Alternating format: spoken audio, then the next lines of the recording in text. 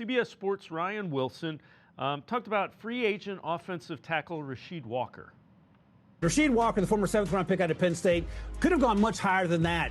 He's insanely athletic. He started 48 games the last 3 years. We'll see if there's room for him in Green Bay to be brought back salary cap-wise. They did draft Jordan Morgan a few years ago, but I think there's going to be a real market for him. Whether the Patriots do it, we'll have to see, because then you got to move Will Campbell around. But he is going to have some interested suitors, because there's always need for left tackles, especially athletic left tackles in the NFL. So, Chris, my question, we've heard that about one of the top tackles that could be on the market. Andrew Berry and Jimmy Haslam, both at Todd Monken's introductory press conference, said, we're going to have the youngest, if not one of the youngest, rosters in the NFL. Do you think they're setting the table that they're not going to do anything big in free agency?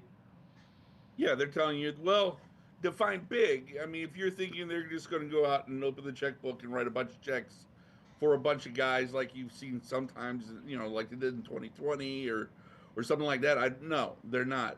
Now, if they're selectively targeting a guy, a young guy, think of somebody who may have played for Monken. I'm not even saying this is because I don't know if they could pull a Tyler Linderbaum.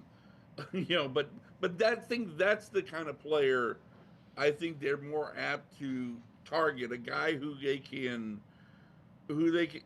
plug and play. It fills a hole, but it's not, it's not going to be, just this wild spending spree. I think they do need to get a starter or two out of this free agency.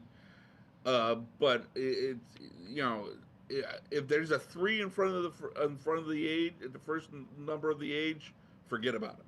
A guy like Walker, maybe they kick the tires. Like I say, Isaiah Likely, Tyler Linderbaum, those guys, I mean, maybe. But again, it comes down to, how they should be able to operate with the cap, but once they do the obligatory Deshaun Watson restructure, and maybe a couple other moves to restructure a couple other deals. So, but I would not expect this. Don't go into free agency thinking a lot of moves, barring now maybe trade. That's a different story. But in terms of free agent signings, I would not. Don't get your hopes up.